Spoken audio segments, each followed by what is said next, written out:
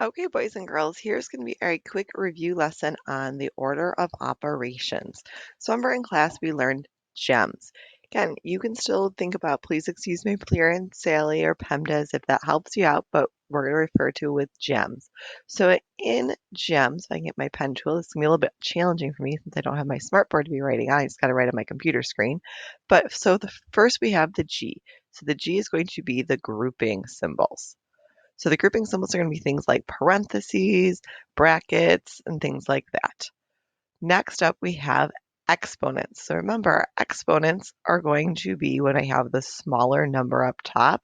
This is 2 to the third power, so that would be 2 times 2 times 2. So I do 2 3 times. And this is 5 to the second power, or squared, which would be 5 times 5.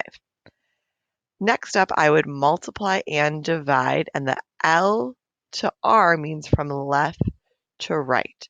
So I'm going to do what comes first in the problem between multiplication and division.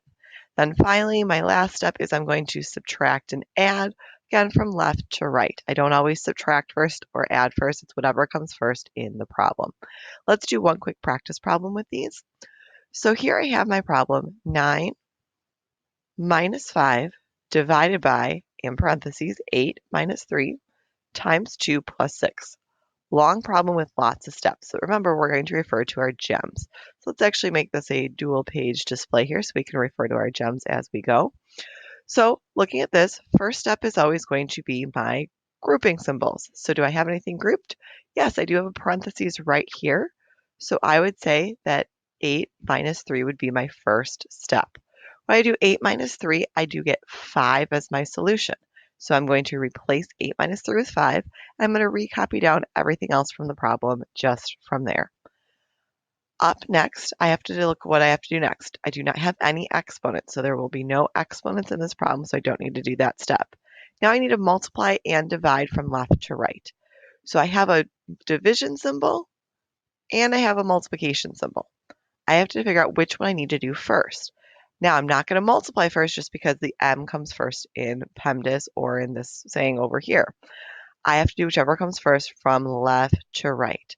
So looking at this, division comes first in my problem. So division is what I actually would do first. So if I look at this on here, 5 divided by 5 is 1. Up next, I need to again look through my steps. Okay, I'm still on multiplication and division because I still have a multiplication problem left. So I would have to do 1 times 2. 1 times 2 equals 2. So now I only have subtraction and addition left.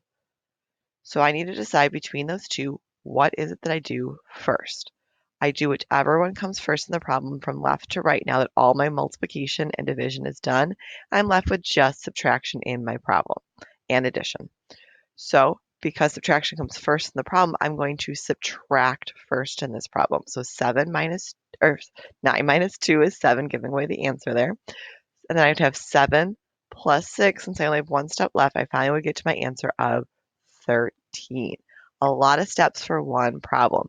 You'll notice that my my work kind of gets narrower as it goes down, and it kind of looks like an upside down triangle here, or almost like a slice of pizza or an ice cream cone.